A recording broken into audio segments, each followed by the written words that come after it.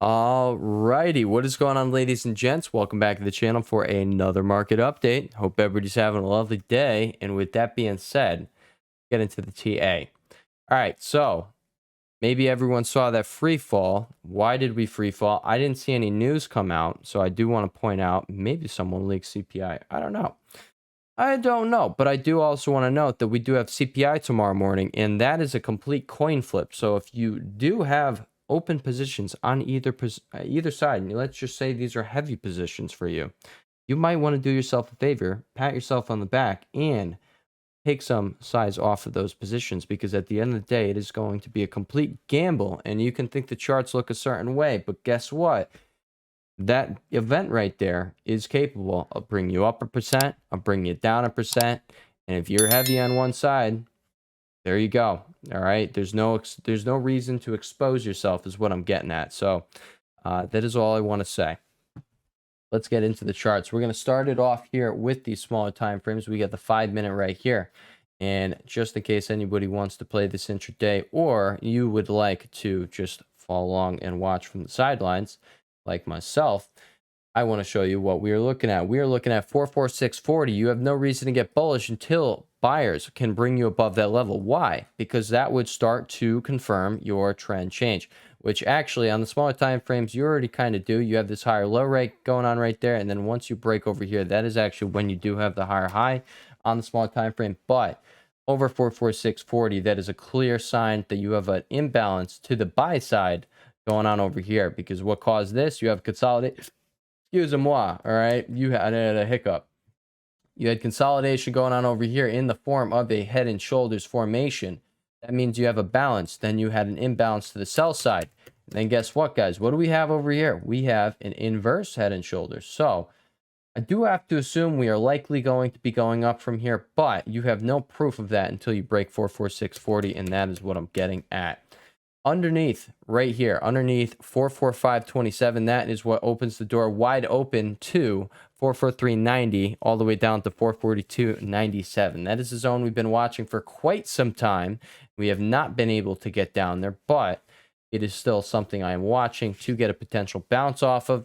And underneath 44297, that is what opens the door to coming down here to 437 to 438. Let's actually just put a zone up here and go a little like that. And that is what we'll be watching if you break this zone. That is when I have to assume you are going to go down to the next level.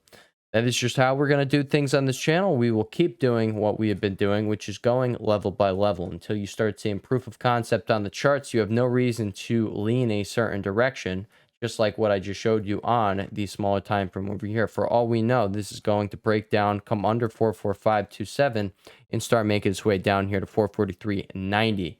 But now we are going to take a look at ES and what is going on, and I'm going to just look back at all of this year. And we're going to take a look at the bear market, see how that went over there. Why do I say take a look at the bear market? Because, guys, we're not in a bear market anymore. That's if you think this price action that we've been seeing for months and months and months this year is anything like this, guess what, guys? Lower lows, lower highs, lower lows. All right, double top right there. Lower low. Oh, lower high, lower low. All right, and then, yeah, you had this bear market rally, and I call it a bear market rally because, yeah, what happened? You then came down to a new low. For you to come down to a new low now, what do you have to do? You need to see a full-on crash, all right? If that's something that you think is going to be taking place, then, make your bets, but just know that, you're irrationally betting at that point. And if you think these, let me just do the same thing I just did over there, all right? All right, there you go. You have an equivalent high going on. So what happened here? You made your higher low. Then what happened? You broke that high. That is when your trend officially changed on the daily time frame. We could look at the weekly chart and it actually looks the same. That is when you finally changed your trend. What happened? You came down for the higher low. Then boom, as of right here, all right, which should be around SPY 430, yeah, or 420. That is when you completely changed everything and you had a shot at getting up here to 430. And when you broke 430, that's when you really could not say at all that you are still in a bear market. That is when things completely shifted on the charts. If anybody was still saying that, then I don't know what to tell you. again, with the irrational betting thing, it's like if you're betting on a crash without seeing proof that you're going to be getting this crash, it just makes no sense to me. On right here on SPY, I want to point out here on the weekly time frame, on the larger time frame here, to really do some damage to these charts, you need to come all the way back down here to 430. You need to break it, and that is when we are very likely going to come down here to 420, which is actually 418. Right over here, 418.50, around there. That was the high of this week right here, 418.30. All right, so we'll call 418. But until that happens, guys, we have no reason to turn into perma bears over here and think that we are going to be, never mind. We wouldn't even be perma bears. We would just still be following the chart just like we're doing right now. That would be exactly how that would be going down. And by the way, you're about to break 446.40. It looks like you were about to test that level. Just putting that one out there. And then you could honestly end up, seeing you go back up. But guys, what I'm going to be watching, if you break down through the 442.97 gap fill right here, what am I watching for? I'm watching for 437 to 438. If you break under there, that is when I say you have an extremely high likelihood of coming straight down here to 432, we'll call it. And that is the level we will be watching. This, and how I've been looking at things, is this was your last major low. You can look at this as a low. I'm looking at this as your last major low. You came down, you flipped this August 2022 high over here. And if you do break under there, that is when I say, hey, all right, on a macro scale, you are starting to change the trend. Just like QQ confirmed its trend change, and SPY started its trend change over here on the daily time frame by breaking underneath the 452 low. You actually, I'm just going to point that out, all right? You popped back up. You can use this right here as your, right there, all right? Lower low, because you broke under there, all right? So lower low, and you came back up. You have a lower high, and then you came underneath. So we actually are in a short term, on the daily time frame, not on the weekly time frame, but on the daily time frame, we are in a downtrend as of right now. That is what yesterday's candlestick really did for us, looking back at it. And then today you actually came out and undercut that low. So yeah, it does look like bears are going to be in control here. And until that changes, they will remain in control. Does that change what I'm seeing on the charts? It does not. All right, it does not. Now let's come back over to ES, and I'm going to point out what I am seeing over here on ES. What do we have? My thumbnail yesterday was like, does this look bearish to you? It doesn't matter what we saw today, all right? If you think this is like just catching your boy off guard, just know I'm open to whatever. I literally play it level by level. I don't know what to tell anybody if they want to say things. I don't know what to tell you. I am completely just open to anything. I'm analyzing the charts. I have had no SPY skin in the game for quite some time. I'm still waiting on a larger buy opportunity to get down here. And then I'll also try a long out over here. What I also want to point out is IWM. All right. I think IWM looks pretty sexy, and I think it's not destined to break out, but I think it is queuing up for a larger scale breakout to bring you all the way up here to 208-ish. So, I am interested in playing IWM, but so far on the weekly time frame over here, IWM looks pretty sexy to me. All right. Boom, boom, boom. You got to come all the way back down here to 180 to take out IWM's last major low here on the weekly time frame. I will take my shot at a long on IWM whenever I see fit. When that happens, guys, I'll let you know on the channel, because, we haven't done too bad on IWM in the past. I think we will continue to do decent on it in the future. But actually, I'm also going to point out DIA, guys. I pointed this out in the weekly video. We have an inverse head and shoulders formation. When did that start? November. We'll call it December of 2022. That is a 7-month pattern going on. Do you think it's just going to last 4 weeks and then it's going to come back down into it and we're going to crash? I highly doubt that is going to be the case. I think what's more likely is if we do see for the downside, you come back, you back test this neckline, you come all the way back here to 340, 343-ish, and I think we very likely continue our way on to all-time highs. I think, if I was to make a call here, all right, which I don't like making these calls, I don't make them often. All right. What I will say is, hey, I still think SPY, ES, NQ, and QQQ are, well, I'll say ES. ES is looking more bullish than not, in my opinion. I think it's more likely that we see some upside. But over here on DIA, guys, I don't really trade it because it's in a liquid option chain. But I think it's very likely we come down here and bounce off of this rather than, breaking back into this consolidation that you had for 7 freaking months. I just don't think it's likely at all. All right. But yeah, coming over to ES, I'm going to finally show you what I was pointing out over here. All right. You do have this quadruple bullish divergence going on with this drop today. You have a quadruple bullish divergence. And yes, I still do think this looks bullish. To me, this looks bullish. Am I saying I know what's going to happen off CPI tomorrow? No, it's a complete coin flip. It really is. What I will also say is you just keep having these little breakouts and then boom, you had one over here. And you came back, you failed the back test, and now you came down to a new low. But what did that do? That put in another point of divergence right there. So now you have a quadruple bullish divergence going on the 4-hour RSI.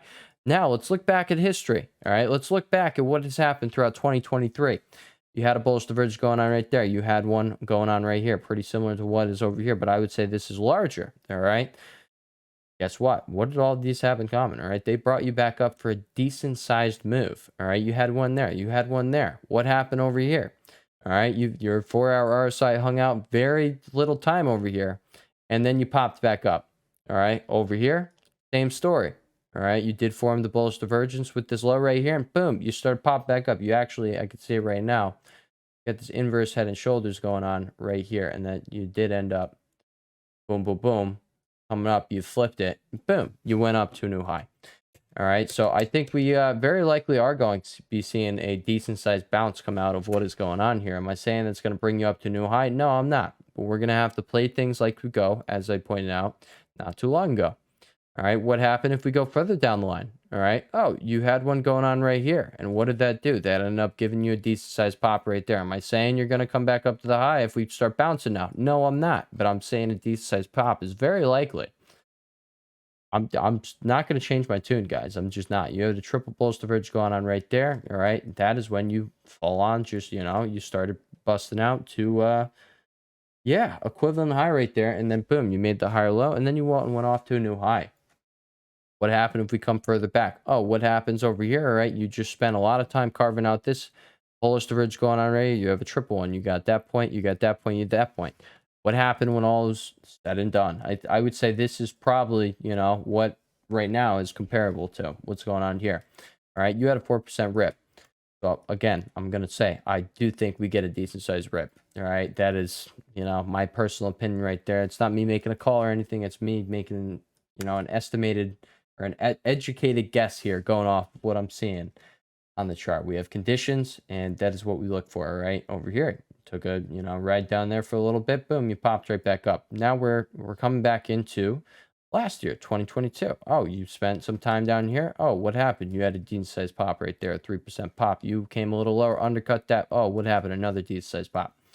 All right, boom, down over here, you had the same thing. Bullish divergence played out. Oh, you had a 7% pop. Oh, what was that?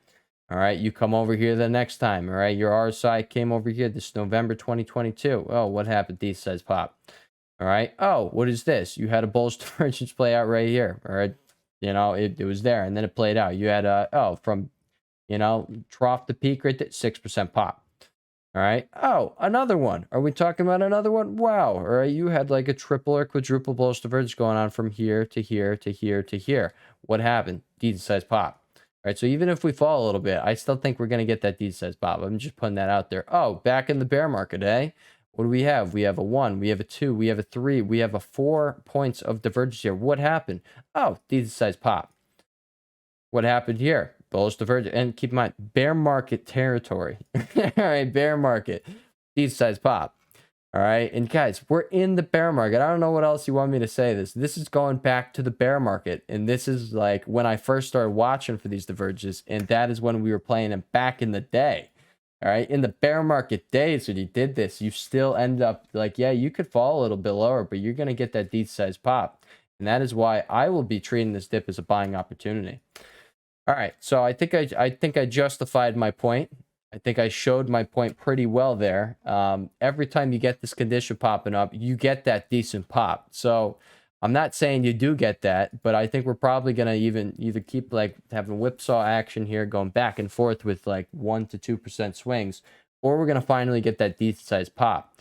On SPY, if you do come down here to the 442.97 gap fill, that is where that's our next contestant level for where that pop starts over here. Like I said, if you break under there, that's when you're coming to 437, 438. It just will be what it is. It's not like we're going to be unprepared for it. It's just literally, it will be what it is. Why? Because we go level by level, guys. That's how you do it. All right, now finally time to look at QQQ. QQQ under 368.63 gap fill, which is right over here. That is what opens the door wide open to 363.41, which was the last low over here.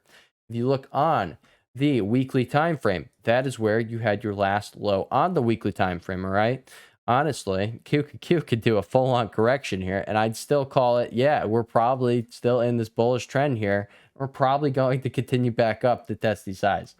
All right, that's, it wouldn't be out of question here for that to happen, but that would be in a worst case scenario. That would be in a crash scenario.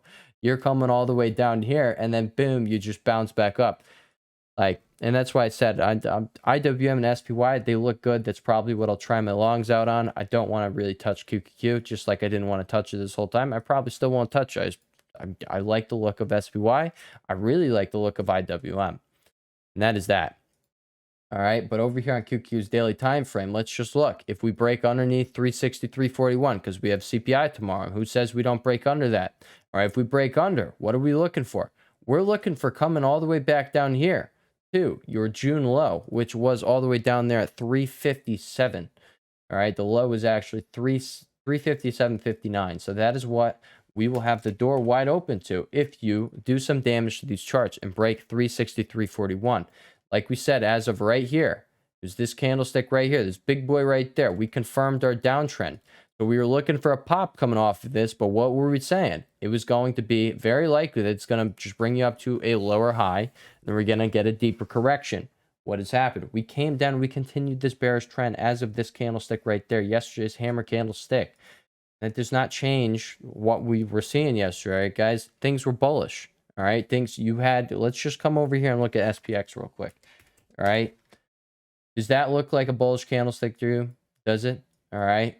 Well, to me, it does. Does it look like it would be bearish? Does it look like bears were in control on this candlestick? No, it looks like bears were in control at one point in the day, and then bulls by the end of the day fully dragged you back up, and you formed a hammer candlestick / dragonfly doji candlestick, both bullish candlesticks. That is that. All right, guys, we're continuously seeing these pops. So, I do think that it is only a matter of time until bulls have their day. That is what I think. Also, SPY is still in this bullish falling wedge. So that is the thing. Until you come down here. And guys, does this not align perfectly with our levels, guys? If you come down here and you even come down here to 442.97, that is the bottom of the bullish falling wedge. Would that surprise me to see something like this? Not even in the slightest bit. All right, not even in the slightest bit. All right, so I will end things off with that. I'm just going to say congratulations if anybody took the Disney trade idea that we called out here on the channel.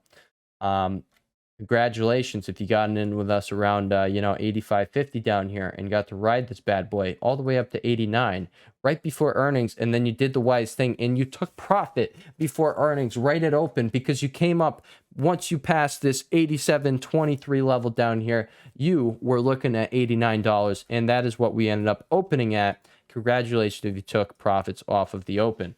Also point out the one we called out yesterday. I said this was I think I said this was my favorite setup at the moment. You had a pretty sexy, double bottom going on here. Breakout, came back because I still think this thing has more upside. But what did I do? I did what I think is the wise thing, and I completely took my risk off of pretty much all my plays. Still got a few open. I got Baba and F open right now. But yeah, I did that because, guys, we have CPI tomorrow, and it's a complete coin flip. So I still think if you want to gamble on the coin flip, that's going for you. I'm doing a little gamble over here on Baba. I like Baba, but I am going to point out it's going to be a coin flip. We have earnings tomorrow before the bell. I just want to point that out. All right, so I don't recommend getting in before, but I will guarantee be buying this dip if we do get a dip off of earnings. That is what I am willing to do. But guess what?